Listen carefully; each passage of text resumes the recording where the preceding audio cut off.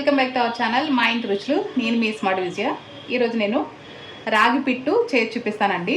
రాగి పిట్టు చేసుకోవడానికి కావాల్సిన పదార్థాలు ఏంటో తయారీ విధానం ఎలాగో చేసి చూపిస్తాను. ముందుగా 1 కప్పు రాగి పిండి అయితే తీసుకున్నానండి.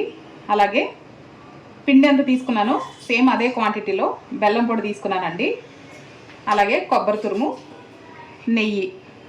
కావాల్సిన పదార్థాలు అయితే ఇవ్వండి. ఇప్పుడు ఎలా తయారు చేసుకోవాలో చేసి చూపిస్తాను. ఏదైనా ఒక లోతుగా ఉన్న గిన్నెనైతే తీసుకోవాలండి తయారు చేసుకోవడానికి. గిన్నె తీసుకున్న తర్వాత 1 గ్లాసు వాటర్ అయితే వేసుకోవాలి. ఇలా వేసుకున్న తర్వాత ఏదైనా ఒక కాటన్ క్లాత్ అండి తీసుకుని దీనికి మనం కట్టేసుకోవాలి. కట్టి చూపిస్తాను. ఇలా టైట్గా కట్టుకోవాలండి. ఇలా కట్టేసిన తర్వాత దీన్ని పక్కన పెట్టుకుందాము. ఇప్పుడు ఒక ప్లేట్ తీసుకుని పిండిని అలాగే కొబ్బరి తురుము వేసేసుకోవాలండి. ఈ 2 వేసుకుని దీంట్లో వాటర్ వేసి అయితే కలుపుకోవాలి. మరీ పలుచగా కలుపుకోకూడదు. పిండిని ఈ విధంగా అయితే కలుపుకోవాలండి.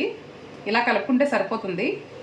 ఇప్పుడు మనం ముందుగా రెడీ చేసి పెట్టుకున్న గిన్నెను అయితే స్టవ్ మీద పెట్టేసుకుని ఇది క్లాత్ పైన వేసేసుకుందామండి.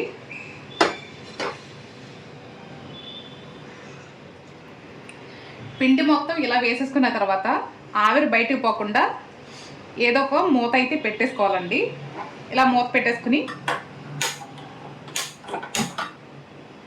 స్టవ్ వెలిగించి మీడియం ఫ్లేమ్లో ఒక 10 నిమిషాలు అయితే ఉడికించుకోవాలండి. 10 నిమిషాలు అయితే అయ్యిందండి. మనకి ఉడికిందో లేదో మూత తీసి అయితే చూపిస్తాను.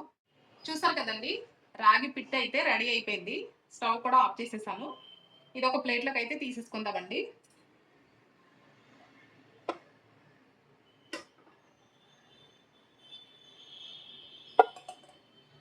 ఒక ప్లేట్లోకి అయితే తీసేసుకున్నానండి. ఇది కొద్దిగా చల్లారాలి. చల్లారిన తర్వాత బెల్లం పొడి అయితే వేస్తానండి. మీరు తినేదాన్ని బట్టి స్వీట్ అయితే వేసుకోండి. అలాగే నెయ్యి ఇలా వేసుకున్న తర్వాత బాగా కలుపుకోవాలండి. ఇలా కలిపేసుకున్న తర్వాత ఇప్పుడు నేను సర్వింగ్ బౌల్లోకి అయితే తీసి చూపిస్తానండి. రాగి పిట్ట అయితే రెడీ అయిపోయిందండి. టేస్ట్ అయితే చాలా బాగుంటుంది. చాలా సింపుల్గా కూడా చేసేసుకోవచ్చు. రాగి పిండి హెల్త్కి చాలా మంచిది కదండి. ఆవిరి మీద ఉడికించిన రాగి పిట్టు లేడీస్కి నడుముకి చాలా బలం అండి. ఈ రెసిపీ నచ్చినట్లయితే మీరు ట్రై చేయండి ఫ్రెండ్స్. నచ్చితే లైక్ చేయండి, మీ ఫ్యామిలీ అండ్ ఫ్రెండ్స్కి షేర్ చేయండి. నా ఛానల్ని ఫస్ట్ టైం చూసినట్లయితే సబ్స్క్రైబ్ చేసుకోండి. మరొక రెసిపీతో మళ్ళీ మీ ముందుకు వస్తాను. బాయ్ అండి.